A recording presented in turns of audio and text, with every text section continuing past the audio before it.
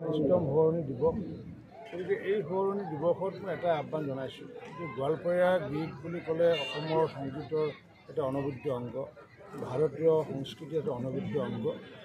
গতিকে প্ৰতিমা বাইদেউক যদি আমি জীয়াই ৰাখিবলগীয়া হয়, আমি প্ৰতিগৰাকী ব্যক্তিৰ মাজত যি গোৱালপৰীয়া লোকগীত, সেই লোকগীতটো আমি জীয়াই ৰাখিব লাগিব। তেতিয়াহে প্ৰতিমা বৰুৱা পাণ্ডে ডাঙৰীয়ানী জীয়াই থাকিব।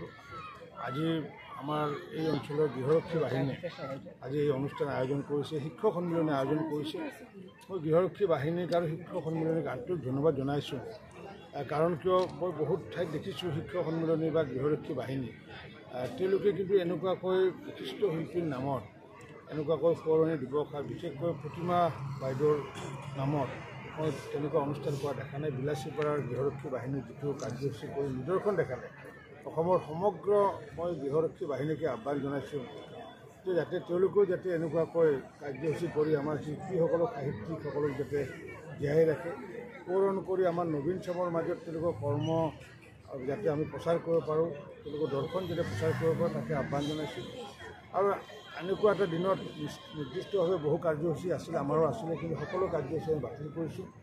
যিহেতু ৰাষ্ট্ৰীয় শোক আমি পালন কৰি আছোঁ, যিহেতু আমাৰ দেশৰ যিহেতু প্ৰাক্তন প্ৰধানমন্ত্ৰী মনমোহন সিং ডাঙৰীয়া যিহেতু আমাৰ মাজত নাই, গতিকে ভাৰতৰ অৰ্থনীতিৰ সংস্কাৰ অনাৰ ক্ষেত্ৰত বিশেষ সফলতা লাভ কৰা এইগৰাকী ব্যক্তিয়ে 10 বছৰ ধৰি তেখেতে প্ৰধানমন্ত্ৰীৰ দায়িত্ব হিচাপে ভাৰতত বহু ধৰণৰ অৱদান আগবঢ়াইছে। গতিকে এইগৰাকী ব্যক্তিও যিহেতু নাই আজি আমাৰ মাজত, গতিকে এনেকুৱা সময়তে অনুষ্ঠানটো হোৱাৰ বাবে আমি সকলো বিভিন্ন ধৰণৰ কাৰ্যসূচী বাতিল কৰি বৰঞ্চ আমি গামোচাখনো আমি লোৱা নাই, তেখেতৰ প্ৰতি শ্ৰদ্ধা জনাই।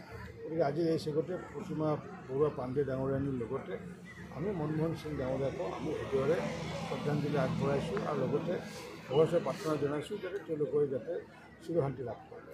ঠিক আছে।